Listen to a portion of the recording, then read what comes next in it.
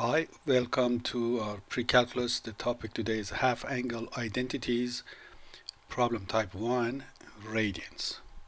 So these are the set of formulas we practiced in the last lecture. We explained where they come from. And in the previous set of exercises, your angles were in degrees. Now the only difference is that they are in radians. So this is going to be hopefully a short lecture, and you're familiar with all the topics. So we have sine and cosine and tangent of half of an angle is given, sine, cosine, tangent. We notice two things. One is that this plus or minus here is going to be decided by, is going to be decided by the trig function in consideration and the location or the quadrant of the half angle you are looking at. So you look at on the left hand side, is it sine, cosine, or tangent, and the angle you are calculating, is it in the first quadrant or second or third or fourth, and decide the plus or minus accordingly. For the case of tangent, we notice that there are three formulas. Two of them don't have the radical or the plus or minus in front of them, and for that reason they might be beneficial for you. Also, when you have already calculated sine and cosine, you can just take the ratio and that will give you the tangent. Okay, let's go take a look at cosine of 5 pi over 8. So 5 pi over 8, which quadrant is 5 pi over 8? It's in the second quadrant, is that right? It's more than pi half. If it was 4 pi over 8, it would be pi half. So 5 pi over 8, it's slightly into the second quadrant. And we know that cosine in the second quadrant is negative. Therefore, we have to choose the negative over there. Once we do that, almost half of the problem is already done. Cosine of 5 pi over 8. So first of all, we know it's negative, and then you have a radical 1 plus cosine of double of this angle, which is going to be 5 pi over 4. Whole thing divided by 2. Okay, next challenge up. What about 5 pi over 4? Where is that? Let's just get a handle on that. 5 pi over 4. Well, if it was 4 pi over 4, it would have been just pi. We are 1 pi over 4 over that, so we are in the third quadrant. 5 pi over 4 is like that, and this is the 45-degree angle, or pi over 4. Now, what is cosine of 5 pi over 4? You either can look it up on your circle, or you can say, okay, this is 45 degrees, so the absolute value is radical 2 over 2, and cosine in third quadrant is negative, and that handles the problem. So all in all, I will have minus radical 1 minus radical 2 over 2, the whole thing divided by 2. Of course, I will multiply this by 2, so I get 2 minus radical 2, and the denominator multiplied by 2 becomes 4. That's same as saying I took common denominator and simplify. Now this 4 comes out minus 2. When 2 comes out, 4 comes out, it becomes a 2. So we call this thing nested radical. We saw problems similar to this last time. All we are doing is doing it in radians. Next up is, how about tangent of pi over 8? Notice for the tangent you have three choices. Let's go ahead and use, for example, this one. So if tangent of u over 2, this one, sine of u,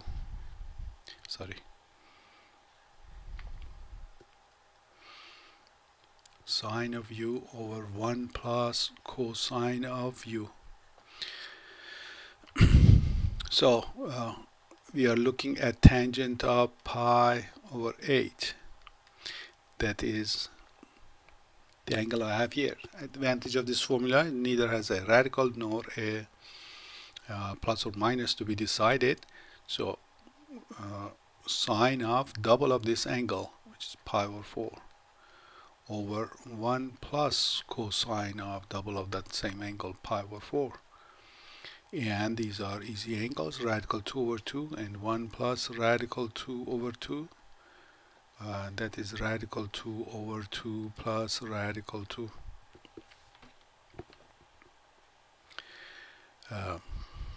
Tangent of 7 pi over 12. Well, where is 7 pi over 12? It is, well, if we were going to use these formulas with plus or minus, I need to make that decision. If I'm not using that, I'm using these formulas, then I'm scot-free and I can just proceed. So again, tangent of u over 2 is sine of u over 1 plus cosine of u. We proved this thing last time. So applying it is going to be easy. 7 pi over 12, double that angle, sine of 7 pi over 6, 7 pi over 6 over 1 plus cosine of 7 pi over 6.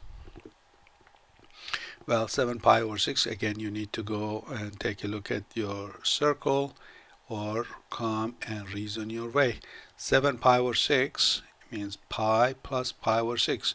So we are 7 pi over 6 is going to be pi 6 past the pi line. So sine of 7 pi over 6 is going to be sine of pi over 6, except it's going to be negative, minus sine of pi over 6.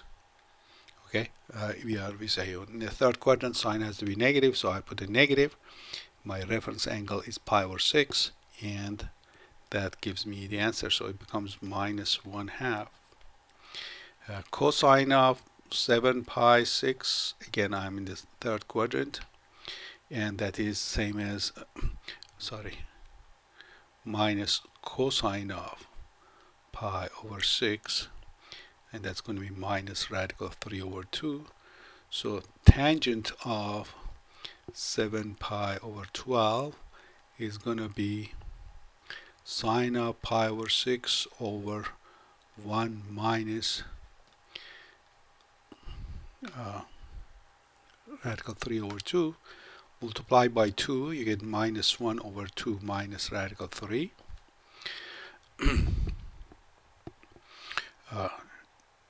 You might be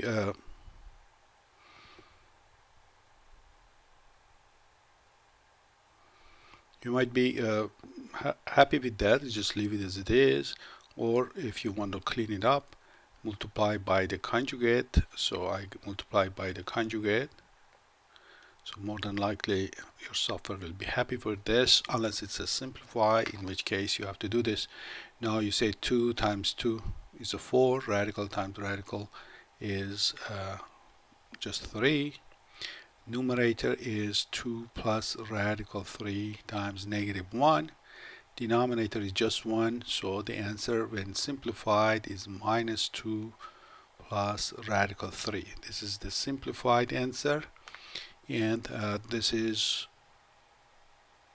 on the way to the final answer. Okay, let's do one more. Cosine of 7 pi, so cosine of u over 2 is plus or minus radical 1.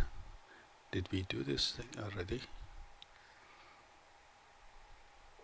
Well, it was 5 pi over 8 is 7 pi over 8. Either way. So cosine of 7 pi over 8 is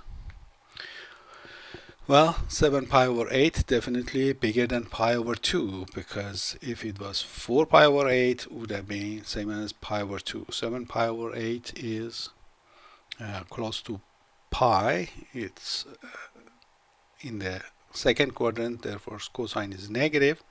And then I have 1 plus cosine of 7 pi over 4 over 2.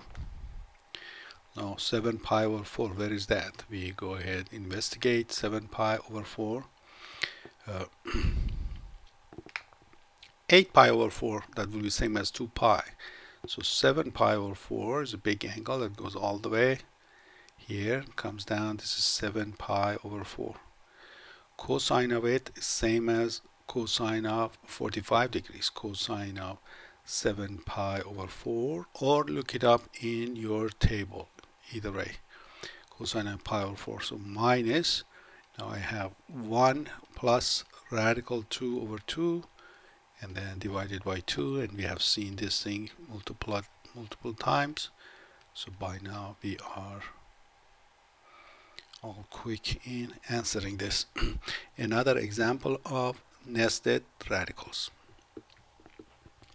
Okay, so that is the set of problems for this section. Make sure you do a few of each type: sine, cosine, and tangent, and you should be good to go. Let me see if I did cosine, tangent, another cosine. So would have made good sense to do also a sine. So let me just make up something similar to this. So how about sine of 7 pi over 8? Well, that's going to be, we have to decide, is it plus or minus? This is in the second quadrant. Signs are positive in the second quadrant, so I can stay with just plus. And then radical 1 minus cosine of twice the angle. So remember, sine of u over 2 is either plus or minus of 1 minus cosine of u over 2. Cosine of double of this, 7 pi over 4 over 2. So we have plus radical 1 minus, this is just the one item we found here, radical 2 over 2 over 2, and this gives us radical 2 minus radical 2 over 2. Okay, so that would be an example of sine. I included it at the last minute because we didn't have one in the list. Okay, so until next time, good luck and God bless.